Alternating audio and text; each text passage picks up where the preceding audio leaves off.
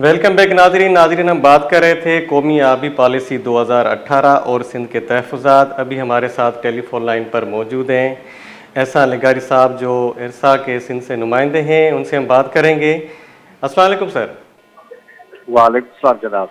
एहसान साहब, ये देखा जाए तो जो कौमी आबी पॉलिसी 2018 है वो क्या है, और सिंध का जो तहफ़्फ़ुज़ात है पानी की तकसीम के हवाले से, या जो डेल्टा अगर हम देखें, कोटली डाउन स्ट्रीम देखें, तो कुछ लोग कहते हैं कि जो है समंदर में पानी ज़ाया हो रहा है, लेकिन अगर देखा जाए तो ठट्टा, बद्दीन और जो सिजावल है वहाँ पे तो लाखों एकड़ जो है ज़मीन जो है समंदर निकल गया है। तो उस हवाले से आप क्या बताएंगे?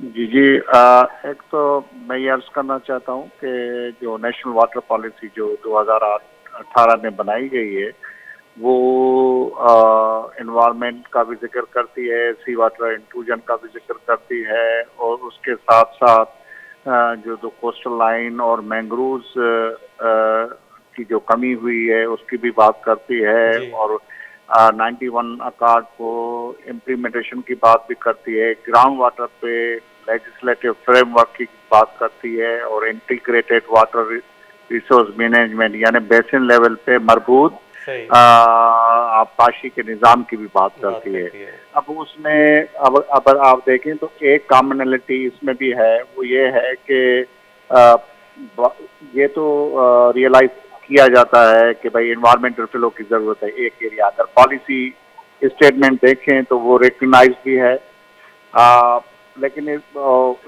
रामसर, क्योंकि डेल्टा सिंधु का जो डेल्टा है वो रामसर साइड भी है, रामसर साइड को भी स्पेसिफिकली वो जिक्र करती है कि उसका बचाव करना ज़रूरी है, लेकिन ये डिटरमिन नहीं करती कि भाई पानी जाना कितना चाहिए।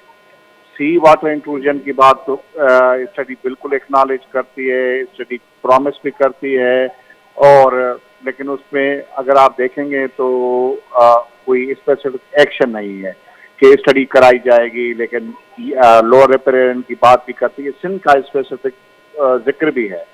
91 अकार्ड की बात है कि भाई उसको उसकी मॉनिटरिंग के लिए रीअश्योर्स करती है कि वो री इन्फोर्स भी होगा, लेकिन जिस तरह से 1991 अकार्ड में पैरा 7 है इन्वायरमेंटल फ्लो के लिए, एक उसमें ये कहा गया था कि स्टडी होगी जिसके नतीजे में ये मुतय्यन किया जाएगा वेदर 10 लाख या 10 मिलियन एकड़ फीट जो पानी वो ज़्यादा है या कम है, उस पर फिर 2005 में स्टडीज़ भी इंटरनेशनल लेवल की गई, जिसमें दो सामने आई। एक हर 5 साल में एक दफ़ा 25 मिलियन एकड़ फीट पानी जाना ज़रूरी है, दूसरा हमा वक्त 5,000 क्यूसेक डेली जाना ज़रूरी है। वो बात तो 2005 में हो गई थी, फिर ये पॉलिसी 2018 में बनी, लेकिन यहाँ पे वो वॉल्यूम जो है, जो मिकदार है, उसका सिंबॉलिक है, लेकिन मिकदार की बात नहीं की गई। अच्छा, फिर ये देखें कि क्लाइमेट चेंज की बात की गई है। क्लाइमेट चेंज के बारे में पॉलिसी बनाने की और चीज़ें की, नेशनल वाटर काउंसिल, ये सारी चीज़ें हैं, लेकिन अगर सिंध के हवाले से देखा जाए तो उसमें खुद जो क्लाइमेट चेंज पॉलिसी है पाकिस्तान की, या जो सारे रिसर्च पेपर्स हैं ये बताते हैं कि दुनिया के 10 जो वनरेबल तरीन कंट्रीज में पाकिस्तान आता है अगेंस्ट द क्लाइमेट चेंज, जो मोस्टली तब्दीली है, लेकिन उसमें जो सिंध का कोस्टल एरिया है, लोअर इंडस का जो हिस्सा है, वो सबसे ज़्यादा वनरेबल है, सबसे ज़्यादा गैर महफूज है। अच्छा, लेकिन इसमें पूरी आप देखें अहम चीज़ें हैं, लेकिन वो जिस तरह से फेडरल अथॉरिटी करती है, फिर उस पर जो एक्शन जो है वो होना ज़रूरी है। ये कुछ चीज़ा चीज़ें हैं। कोस्टल एरिया की भी बात होती है, सी वाटर इंक्लूजन की बात, डेल्टा को जो जनरल कहा गया है, लेकिन इंडस डेल्टा को स्पेसिफिकली मेंशन नहीं किया गया। सी वाटर इंक्लूजन की बात है, लेकिन उसको किस तरह से रोका जाएगा, क्योंकि फ्रेश वाटर की सब तो रुक नहीं सकता, वो बात नहीं की गई। और फिर सिंध का हमेशा ये रहा है कि भाई आप उसके बाद आपने देखा केनाल्स की बातें आ गई और बातें आ गई, लेकिन लोअर रिपेरियन को इंस्टीट्यूशनली ये होना ज़रूरी है कि उसकी आवाज़ का जो वेटेज है वो सबसे ज़्यादा होना चाहिए। जिस तरह से आप अगर हम देखें कि इंडिया के साथ इंडस बेसिन ट्रीटी में जो इंडिया ने एक जो वाटर टेररिज्म की है और एक तरफा उन्होंने ये इंडस बेसिन ट्रीटी को सस्पेंशन किया मअतल कर बिल्कुल दिया है। सही। तो लेकिन उसमें हमारा जो सबसे मजबूत आवाज होगा वो ये होगा कि जो इन्वायरमेंटल फ्लो है हमारे सारे दरियाओं को इंक्लूडिंग इंडस, वो इंटरनेशनली आलमी तौर पे सबसे मजबूत आवाज यही होगा। तो जब इंडिया के खिलाफ हम अपना केस लड़ेंगे आलमी सतह पे, दुनिया को बताएंगे कि भाई इंडिया के अगर पानी डाइवर्ट करता है, इंडस बेसिन ट्रीटी पे अमल नहीं करता, उसके नतीजे में दरियाओं का क्या होता है। लेकिन क्योंकि इंडस बेसिन ट्रीटी ने दरियाओं को बांट दिया था, सही शेयर नहीं किया था, बांट दिया था, तो ये कुछ मुहरक़ात हैं जिसे हमें देखना चाहिए। आलमी तौर पे भी हम अपने केस को तब मजबूत कर सकते हैं जब हम बताएं कि हमारी डेल्टा, जो डेल्टा सिर्फ सिंध का नहीं है, पाकिस्तान का डेल्टा है और रामसर साइट है। ये कुछ सीधा सीधा चीज़ें हैं जिसको देखने की ज़रूरत है। जी जी। अच्छा एहसान साहब, ये जो 91 का इरसा का जो मुआहदा है और जो 2018 की जो पानी की जो मतलब अभी पॉलिसी है, ये दोनों दस्तावेज तो अहम है, बहुत अहमियत रखते हैं। उसके बाद भी जो मसला पानी का डिस्ट्रीब्यूशन ऑफ जो वाटर है वो हल नहीं हो पाता, इसकी वजह क्या है? और दूसरी तरफ अगर देखा जाए तो ये मुतनाज़ा केनाल बनाने के हवाले से वफा की हुकूमत का ज़ोर था कि केनाल बनाए जाएंगे, ठीक है, तो फ़िलहाल तो उसको भी डिले किया गया है। लेकिन ये जो दो अहम दस्तावेज़ है, इरसा का 91 का मुआहदा और 2018 की वाटर पॉलिसी जो है, उसको देख के मतलब ये आपको क्या लगता है कि डिस्ट्रीब्यूशन ऑफ वाटर फिर भी सही क्यों नहीं हो पा रही? अच्छा, उसमें जो बुनियादी तौर पे जो इस पूरे वाटर गवर्नेंस का जो फ्रेमवर्क है ना, उसमें जी एक जो स्पेस है या खला है वो ये है कि अब जो इसके अलावा दो तो ये हो गए डॉक्यूमेंट जिनका आपने जिक्र किया, तीसरा नेशनल एडाप्टेशन प्लान है जो 2023 में आया है। इसके भी बाद में उसमें भी सी वाटर इंक्लूजन की बात की गई है, ये कोस्ट ऑफ सिंध को बचाने की बात की गई है, मैंग्रोव से तबाही की बात की गई है और लाखों लोगों से कोस्टल जो बेल्ट है सिंध का, वहाँ से नकल मकानी की बात की गई है। लेकिन स्पेसिफिकली वहाँ पे भी जो चीज़ें बता की गई हैं, वो जो पानी जाना चाहिए डेल्टा में वो अ, कहीं से मिल नहीं रहा। अच्छा, वो नहीं अब जा ये रहा, पूरे, सही। हाँ, वो पानी अब जब तक उसको कॉन्स्टिट्यूशनली तो राइट है, लेकिन लीगली इसको बाउंड नहीं करेंगे भाई इतना वॉल्यूम वाटर जाना चाहिए, तो हम नहीं कर सकते।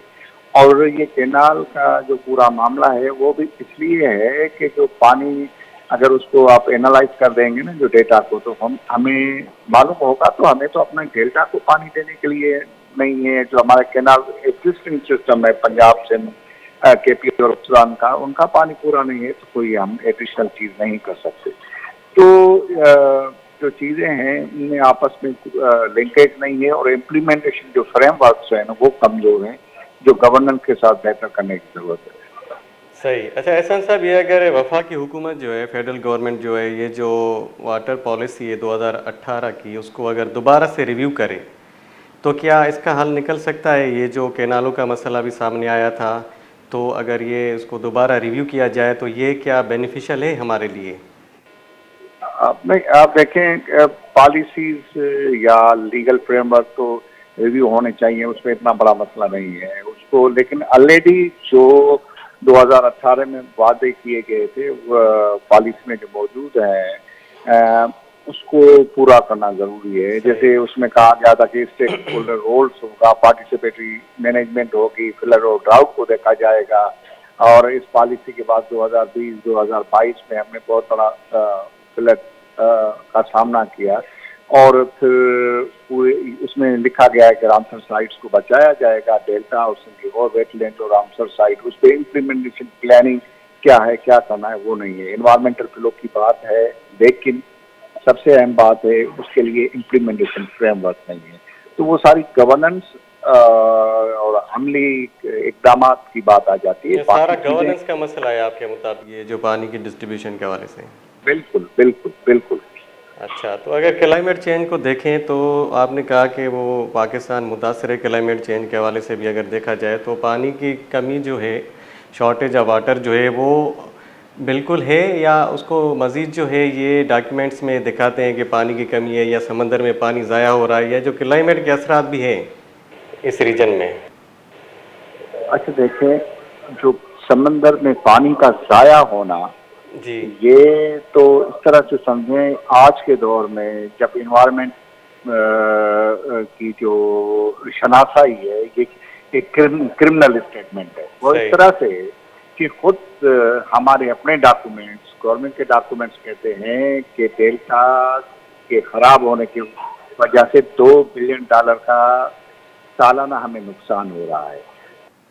गवर्नमेंट्स और इंटरनेशनल पैनल ऑफ एक्सपर्ट्स और आईपीसीसी और कॉप बताते हैं कि सी राइज हो रहा है, इसलिए जरूरी है कि डेल्टा के एरियाज को बचाया जाए।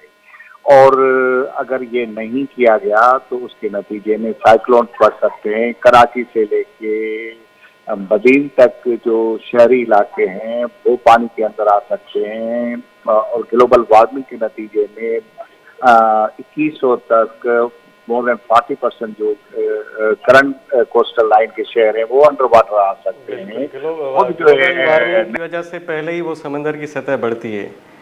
सही, एडाप्टेशन प्लान जो है हमारा, वो खुद कह रहा है कि 2 बिलियन एकड़ पानी समंदबुद्ध हो चुका है फेडरल गवर्नमेंट का 2023 का 2 बिलियन एकड़।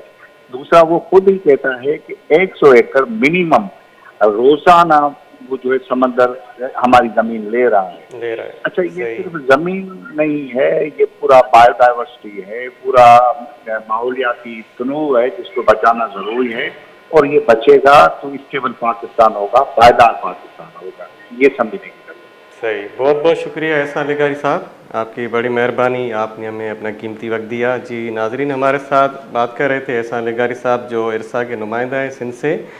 उनका कहना था कि जो वाटर अवेलेबिलिटी है या जो वाटर शार्टेज है, ये जो एक मसला पैदा किया गया है, ये तो एक वफाकी हुकूमत की वजह से एक गवर्नेंस का इशू है, उसकी वजह से सारा ये मामला हुआ है।